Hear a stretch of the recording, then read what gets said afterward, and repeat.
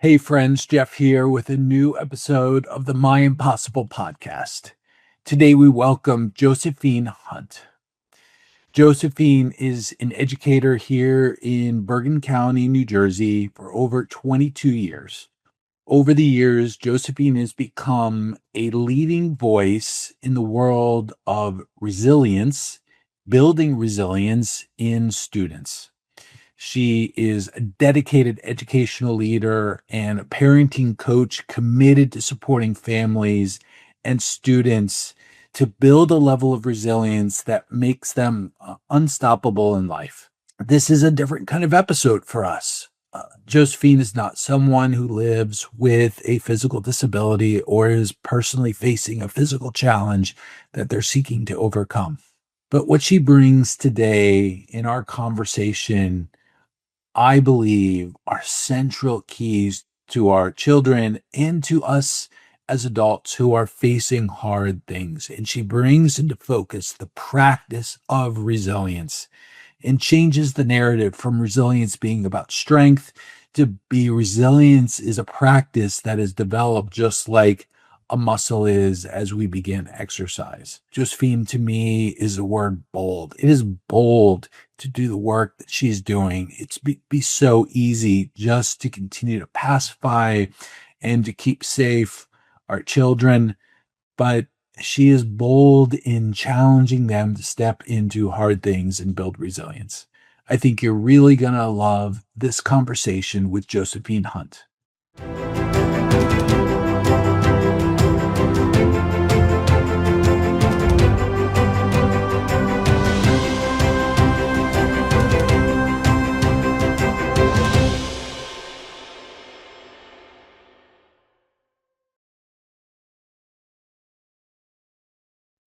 Josephine Hunt, welcome to the show. So happy to have you with us today.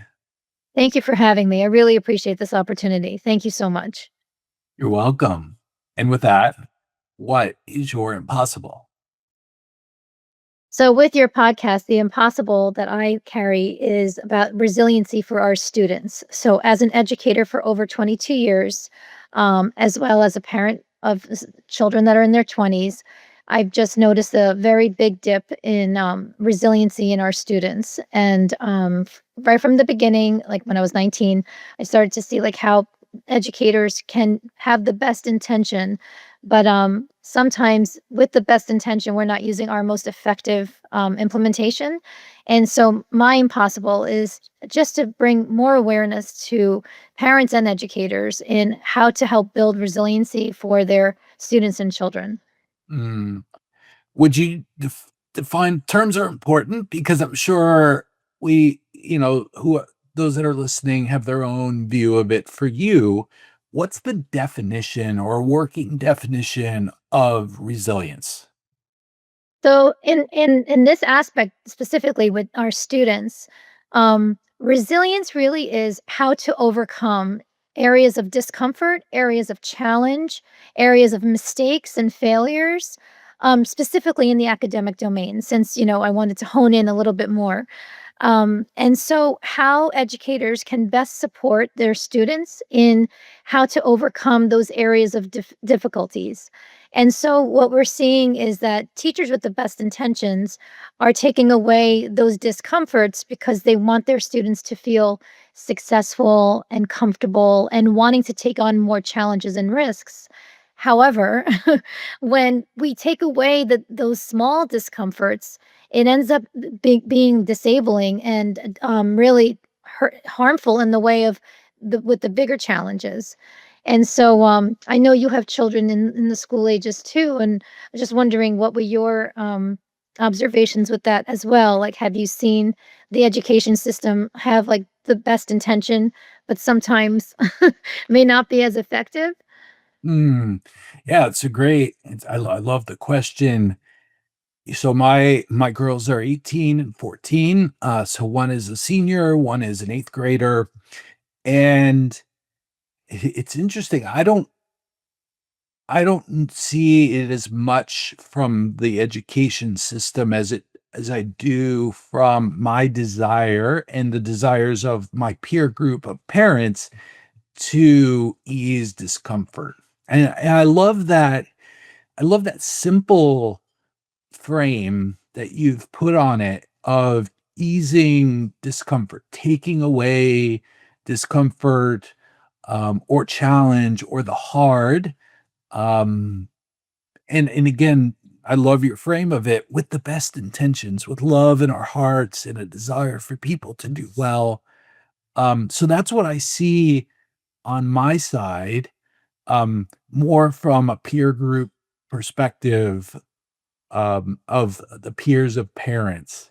I guess the question that comes up for me, because again, the name of the show and our mission is around my impossible. So the question was impossible. Why, what is it about it that at moments feels impossible?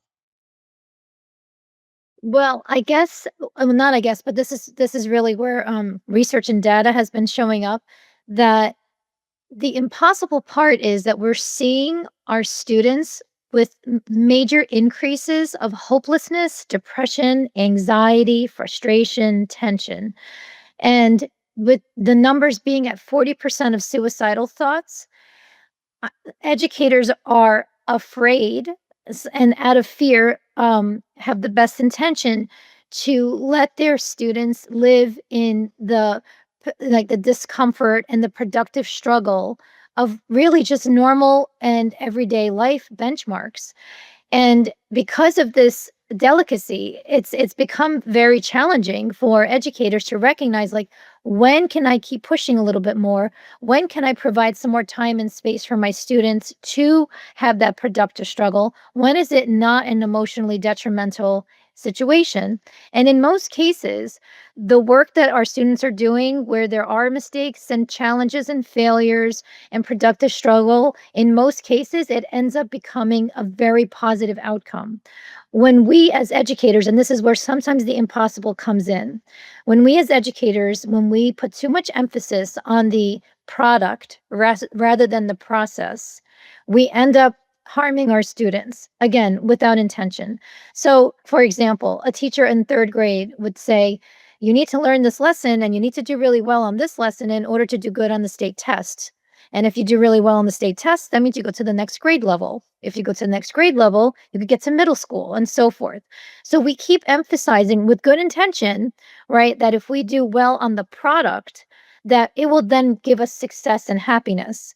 And truly, that's really not where it comes from. As you know, the work that we do, people that are passionate about their work are really not doing it for the actual product. It's more for like an intrinsic reward.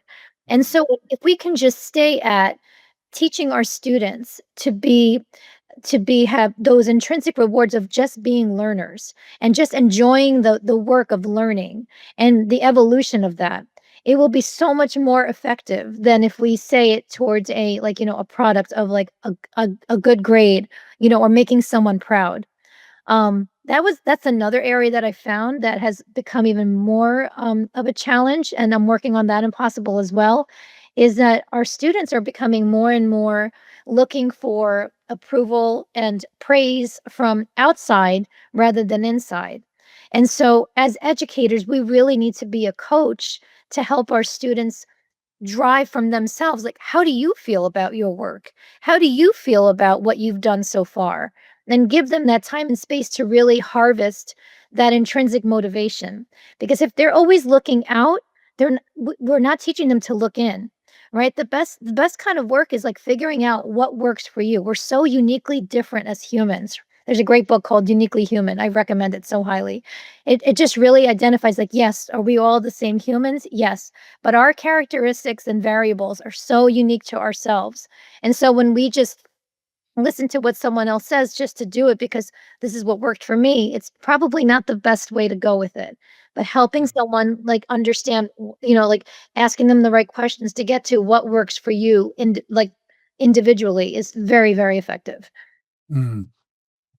Something struck me as you were talking about this, why it's impossible, and I'll reflect it back to you. What's coming up for me? It feels impossible that if even if I gave you, Josephine Hunt, today a magic wand, to wave over all classrooms around North Jersey, the United States, and every teacher was committed to what you are putting forward. Every teacher.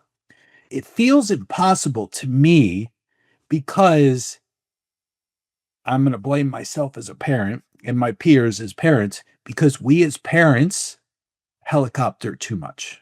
We solve problems. The internet, and I know you do a lot of work on the impact of devices, the internet and social media puts this, you talked about seeking validation from the outside rather than the inside, having this beautiful but horrible mechanism of the social media and the internet is stacking the odds against this magic that you just performed.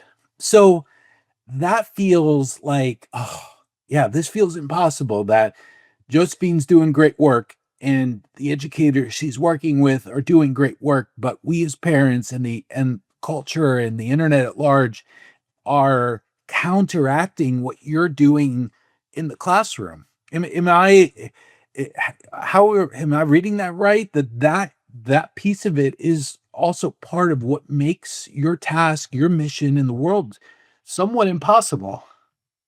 It is because it's such a big area, right? Like it's a big abstract way of thinking. And truly with whenever I'm reading where like a lot of this stems from, it comes from fear.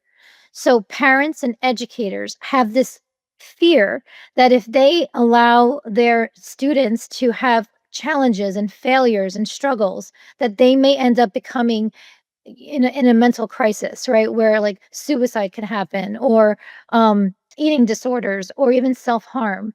And if we keep intervening without having these small challenges to build the resilience, it's going to be very difficult for our students to build resilience to get through difficult situations. And so resilience is really like a muscle.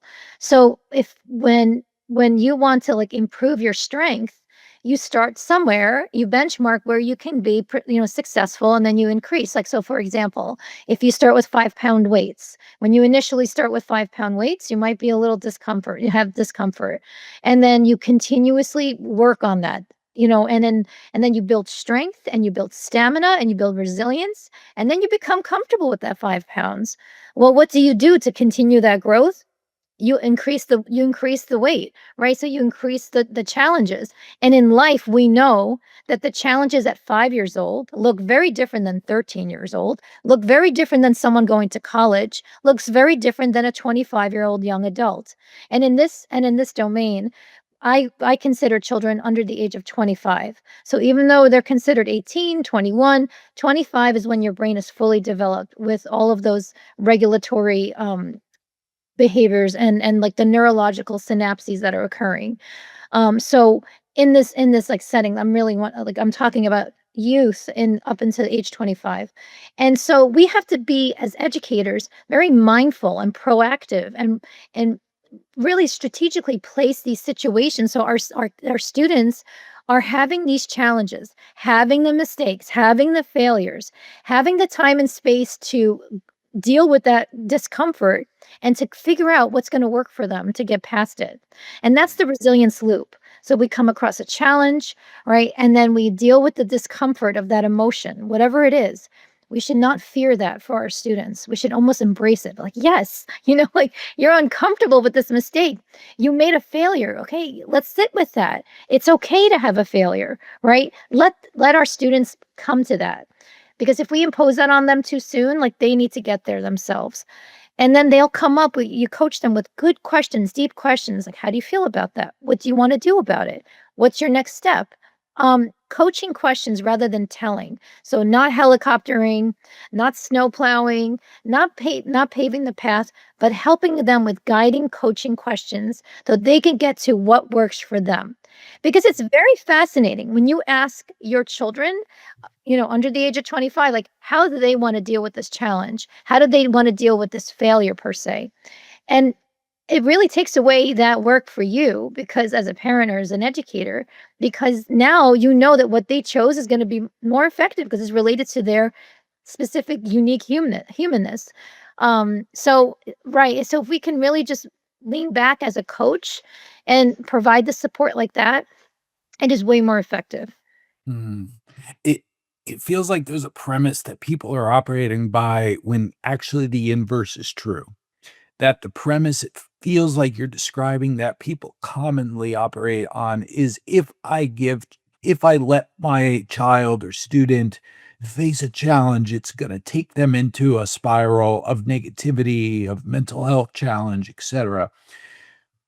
But what I'm hearing is that from you tell me if I'm hearing you wrong, it's actually the inverse, Yeah. that having them face the challenge, face the difficulty, the choice, all of that is actually what's going to support them to not go into that spiral of negativity and potential mental challenges. Am I like, am I hearing that right? Am I getting that? Yes. So, like, there's a clear discrepancy between how we support our students, right? So, I don't want to say like we're hands off. The coaching strategy or implementation is you're still running alongside your students, Yeah. just like a parent would, but we're not doing it for them. So, in more comfortable times, those conversations are very rich. So when I coached cheerleading, right, and I had students that were in middle school. I mean, there were a lot of challenges there. And so during practice, it was very formal. So those situations where there were challenges like socially and emotionally, I couldn't really work through because we were on on a formal schedule. But on those, like, down times where we would just, like, go for hot chocolate after, like, a game or so forth, that's where great conversations happened, and that's where the coaching comes in, where we can help our students and children work through whatever is happening with them. So, to be more specific, I had a cheerleader who, became very, very popular, and she, was almost over her head at one point, and I remember she was just changing as a person, and she was just saying, like, how she started to dislike herself, how she wanted to quit cheering. And so, during non-practice times and during game times, we would have small conversations at like Dunkin' Donuts, like, when the girls would just spread out and so forth. And she wanted to quit because she didn't like who she's become, that she became very mean and she's constantly on social media and, that she's not the same person at home. And even her parents have felt like very like uncomfortable with how she's behaving. And I was, like, very proud that she recognized these behaviors in herself because that's very mature for someone to see, but she wanted to quit the team initially. And I said, "Okay, is this how did you come to this? How did you come to this decision of just quitting the team?" And she said that, "I just can't take this pressure anymore. I can't take who I am." And I said, "Well, how could you come up with another way to kind of, like, keep staying with it? What are other ways you can go through it?" And she ended up finding different strategies of like how does she alleviated herself through different areas. Like, so she didn't show up to all the social things. She removed herself from some of the social media applications. And she started to regulate herself and felt back to her own self. But she wanted to quit because of the discomfort of what she was feeling. So it was a very like I didn't have hands off. I wasn't like, "Oh, this is your problem. You got there. Deal with it." I just coached her through different ways that she can come up with that worked for her to be successful. Mm, But it's a little yeah. scary when you're hearing like, "I hate myself. I don't Mhm. wanna do this anymore. I really don't like who I am in my life." Like, in one way, I did question myself, like, if this child hurts herself, right? She was a 7th grader, and I know this information, I could be liable, and this could have been it coulda went another way, but I believed in myself and I believed in her, and, like, that was a big impossible part to me because I was really nervous that I could have been missing a bigger step, but I know that I'm very, like, observant and I look and listen without interpretation. There's a book called, The 7 Habits of Highly Effective, People, Mhm. and it's a very fascinating book, but one of the things that the author really nails home is that we need to listen and look not to make meaning, but to really gain the understanding of what the other person is trying to communicate. And Mm. so, I really try to practice that because we kind of impose our own thinking. We're comfortable with coming up with a label. Oh, she's depressed. Oh, he has self-harm behaviors. We want to create a label because it makes us comfortable. But that's what I was saying. Like, we need to be comfortable with our discomfort in order to help others. So a lot of our audience are, those that are facing their own impossible challenges, difficulty, discomfort. Um, so we've talked so far a lot about the strategies of whether it be a parent or an educator. Um, let's speak to the individual again, student, person with a disability, person facing a challenge. What are the elements for the individual to build resilience within themselves as they're facing difficulty? Because it kind of is this idea of, you can lead a horse to water, or you can, teach them, or what that's a I got that the metaphor the phrase wrong. It's the fishing one. You can give a man a fish, but if you teach a man how to fish, they're gonna fish for the rest of their lives. So how do you support an individual, and what are the elements of that for them, they themselves, to develop and build resilience? Well, that's why it's important to have anchor adults for, for our young people, anyone under the age of 25. And anchor adults are those people who will teach you how to fish and who will also be there to support you and accept you for who you are. And so sometimes it's not the parents, right? And sometimes it's not the teachers. And these are not bad things. These are not bad people. It's just sometimes it's very hard when it's your own child that is showing these kinds of like hard emotions of possible suicide, possible depression, possible anxiety or self-harm, that it's sometimes hard to be objective and effective to these students or children that you have this very strong emotional tie to. So what's super important is that these children under the age of 25 have strong anchor adults who can teach them how to fish, who can teach them like how, bring the horse to water and then figure out how do you want to get your water. And so that to me is like what I've found that has been like the most effective. Now, as a teacher and as a coach as well, there are some students that I recognize that were beyond my help because I got too emotionally involved. Like I was too worried about them. And I recognized I couldn't then help them effectively because I was afraid of what they can possibly do as self harm. So then I had to bring it to a higher level. So having like self resilience is super important to know that who you can turn to, who's going to help you, not by doing it for you, not by removing the difficulty, but by like a good coach who can get you from like A to B through your own self, through what your strategies are, what works for your body. Mm. So I love it, but let me just say, I'm 51 years old and I need an anchor adult.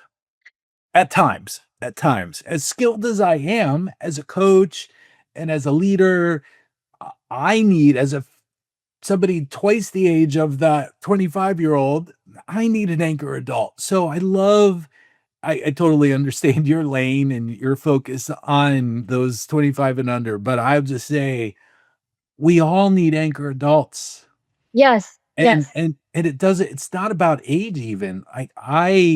I get anchoring. There's a young man in his 20s who at times has been an anchor adult for me. Mhm. So I love that strategy. So take us even deeper. So if have an anchor adult is one of the ways to build resilience within ourselves, what are some of the other practices or strategies for an individual, whether it be a student or again, an old guy like me, to put into play to build resilience in the face of hard things? Because the world is a really hard place and it's only getting harder. I'm with you on the anchor adult. I have one too. I think everyone could use a coach, honestly. I'm not trying to sell that, but I mean, I have my own coach as well. And because I know when I can't be logical or objective for myself, I need to be realistic with that. So I think that's really step one is to like to be aware that, as humans, we're emotional, right? And we can be like not logical and we could be subjective, not objective. So to be mindful of that, what we like, I mean, if Michael Jordan needs a coach, like everybody could use a coach to like help themselves just improve themselves. Um, being mindful of putting yourself in areas that are like, safe risk taking. Like that's going to increase your resilience by tremendous amounts. Things that are going to put you out of your comfort zone, right? Like so and you have to look at where you are in your life and what you're doing. And say like, okay, I've already mastered this and I've been in this comfortable position. What can I do next to expand and evolve myself as a person? And so being like very proactive and mindful in these challenges is just builds your resilience naturally and organically. And so I think where it comes to like students though, adults we have to, maybe our coach needs to push us a little bit more, or as adults like we need to be more mindful and like strategize to make sure that we have these situations.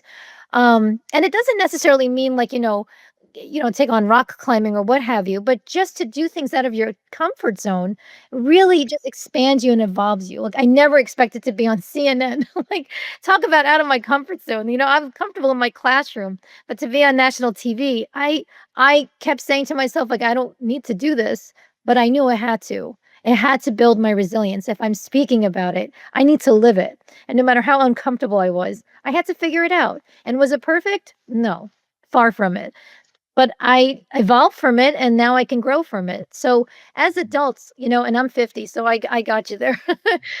I'm very like it's being like proactively mindful about building your resilience and placing yourself in situations where you're going to be uncomfortable, but you figure out the strategies on how to get through it, and it evolves you to the next challenge and it makes you successful. You use the tools that worked and you refine the tools that could be better. Yeah. I'm doing a TED Talk next month, and it's on resilience, and one of my premises is that resilience is not about performing in the face of hard things. Resilience is a practice that you employ when hard things come. And as you're laying out, number one, who you surround yourself with, an anchor adult or adults plural, um, the practice of putting yourself in situations that stretch you, that make you uncomfortable, that are hard. I love that you're taking the mythology out of this word resilience, like be strong, hold it together. Um, and you're bringing it down to something and things that are very practical. Yes, resilience is not about just getting through something. It's really not. It's all that happens in within that. And so, yeah, for sure. I don't want anybody thinking like, oh, I have to be tough and tough it out and make sure that it's perfect at the end. Not at all. Resilience is just really, working through the challenging difficulties and just really celebrating that, what you've accomplished from that regardless of like the product and just building those strategies on like how you can handle on you know different challenges next time. Mm. Eh, we love on this show to get to the heart of why things matter to people. And you've been an educator for a long time.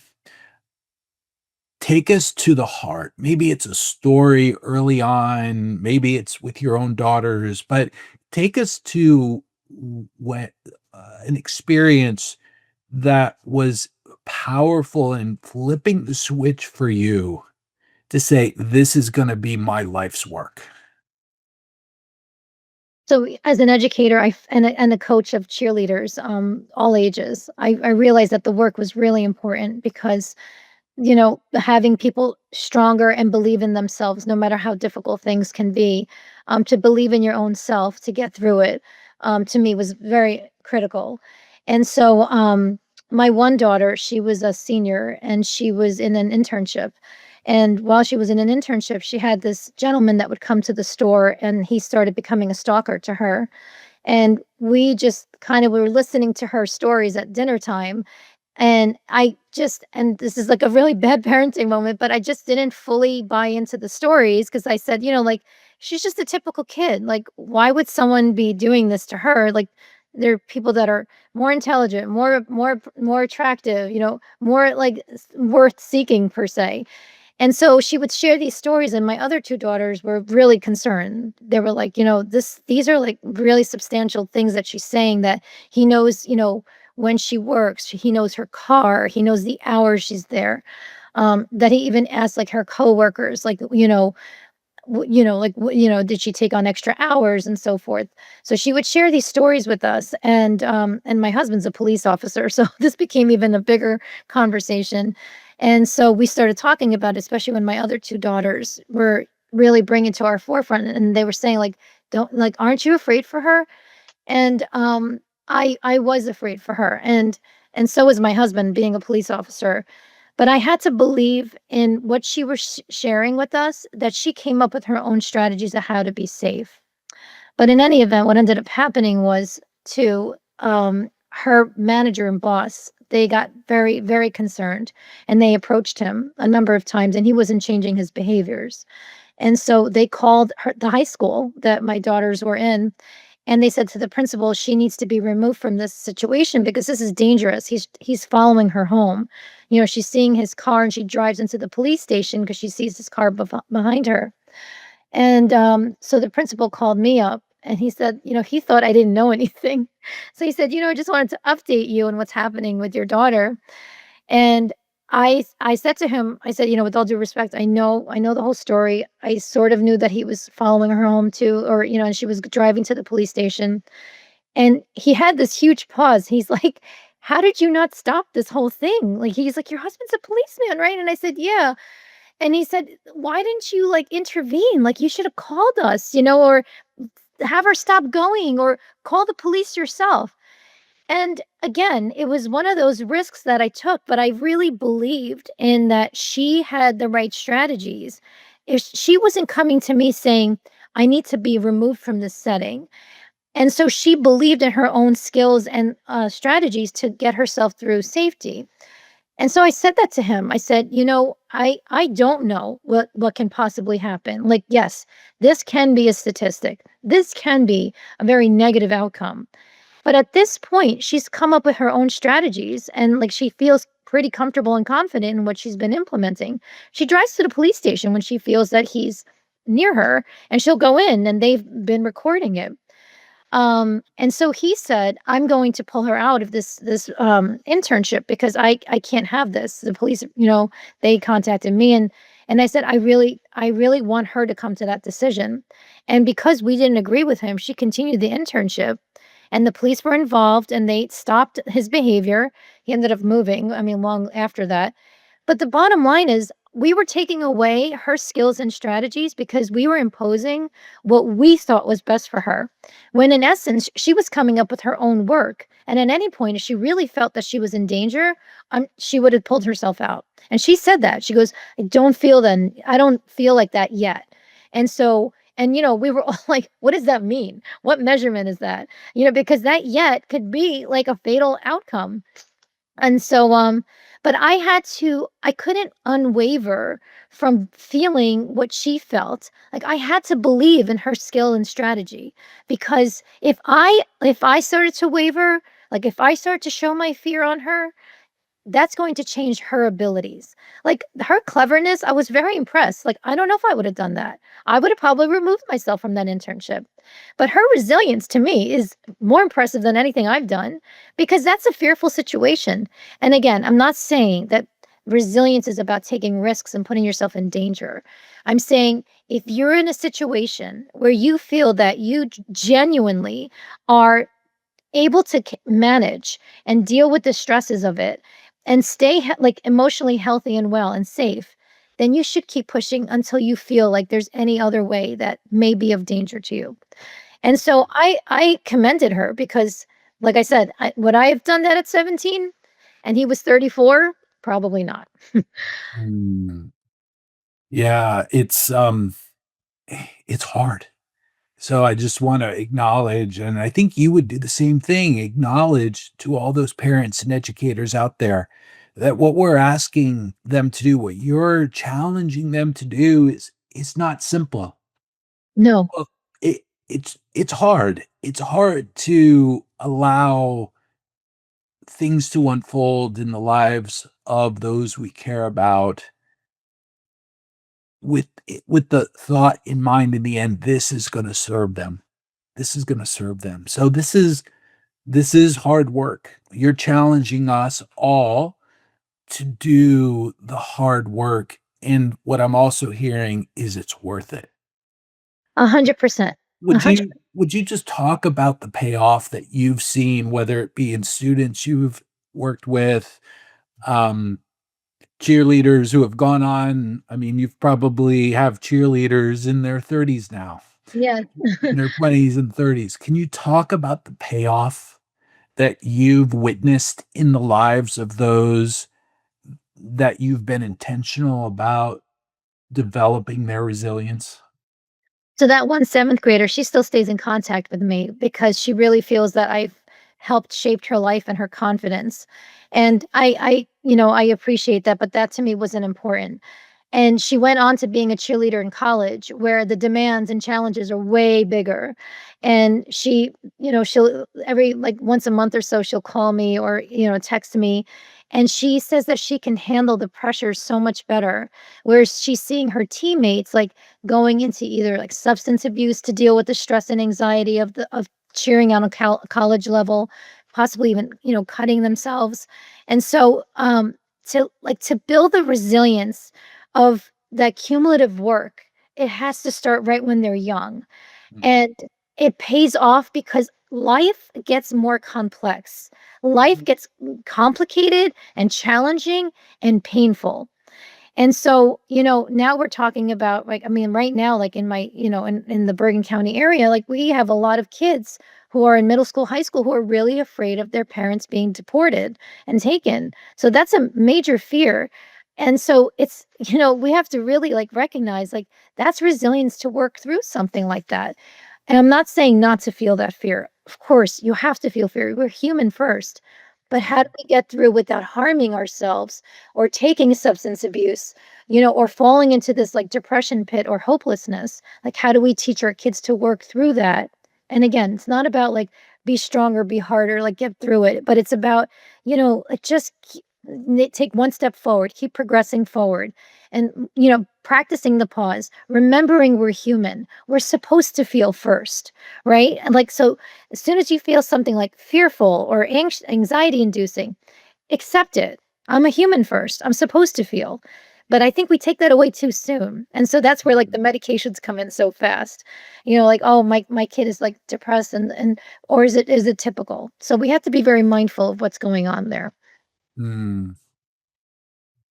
Josephine, as we wrap, I'm going to give you the floor to extend an invitation towards in this journey towards resilience to those that are listening, whether they be a parent, an educator, or an individual who's facing a mountain in their life. What's your invitation to them? To take on the challenges. Be mindful and proactive because in the word impossible is I'm possible. And we Mm, have to believe in the power of humans. We cannot take away someone's resilience because of fear. Let them do that work. It's very important to have productive struggle. I love that. So simple, scary, I no doubt, but so powerful. Josephine, if folks are listening and they want to know more about you and your work, where can we send them? I have a website, www.josephinehunt.com. So Josephine Hunt, all one word.com. I also have a YouTube channel that has all my media as well as other videos. So I would love if you need any help just to reach out to me. We'll absolutely put those locations in the show notes. This is a gift. It's a gift for me as a dad, as a human who's taking on hard things. So, and I know it's a gift for our audience. So, thank you so much for sharing your wisdom and everything that you're so passionate about. Thank you so much for having me, and truly, anytime you need any help, I'm part of the coaching, so thank you so much.